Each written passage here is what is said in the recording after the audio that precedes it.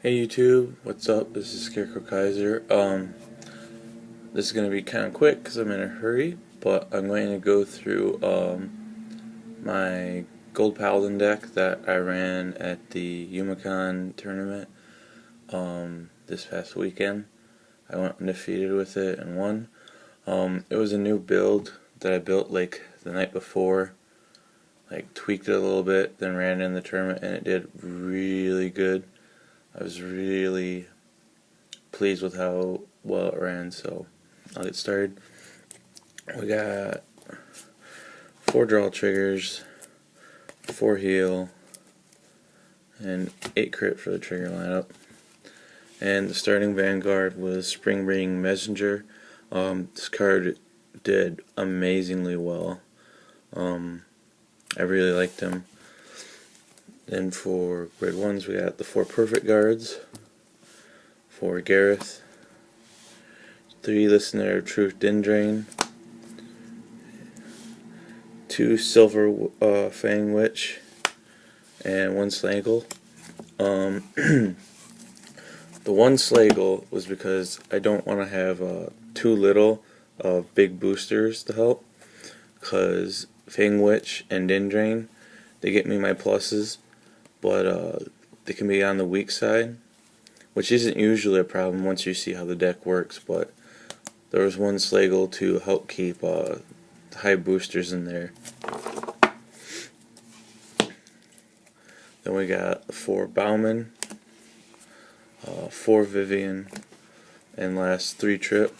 Trip worked out better than I expected.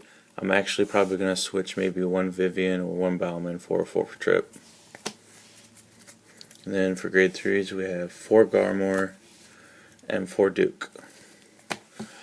Now, this is a little bit different from what you probably see out of most Gold Paladins. I'll probably explain it a little bit. So, this deck has some pretty cool things it can do. Like, one of the typical turn 2 moves was ride Trip and have Breeze support Trip. When the attack hits, you would use your Spring Breeze first, call the card, and then Trip would resolve and unflip that damage. Like several times in the tournament, I would ride Trip turn 2, then call Vivian with a booster, have Spring Breeze and Trip swing first, do what Spring Breeze does, unflip the damage, and then still be able at the same turn play the Vivian effect. Like round 1 against this guy, I did this, Spring Breeze hit a Dindrain, got the draw, and then Vivian hit, and I also got to draw. I hit another Dindrain, I meant to say, and I got to draw a second time, so that was a pretty amazing turn. Yeah, it helped that his Vanguard was only a 7k, and I teamed up Vivian with an 8k, so he had the 15 guard and he couldn't do that early in the game. And the Dindrains and the Silver Witch are mostly what you're like aiming for when you're looking at the top cards to call, like Spring Breeze Messenger. You may ask, why is there 3 and 2? Dindrain is only good from out of the deck, but the Witch would be good no matter when you had her. And you may be asking, how did I have enough soul? And that comes down to the grade 3s, which are one of the most important parts of the deck. You ride many times a game if you're playing this deck build correctly. You'll like first ride a Garmor, call the Dindrain, get the plus. Later ride a Duke over top of it so that you can do the limit break to push your opponent into a corner. And then once you're out of like counter blast, or you don't have 2 to counter blast later, you ride the another Garmor and start swinging for 15 instead of just the 10. To finish your opponent off. And when you keep riding like this, Garmor over Garmor, or Garmor over Duke over Garmor, and then Garmor over Duke, you're putting more cards in the soul. So soul blasting really was never a problem with the deck because of the way the grade 3s keep riding. It did very well. Really like the deck. Only thing I'd probably change is I might play a 4th trip. I almost want to play a 3rd witch, but I'm not sure how I'd fit that in.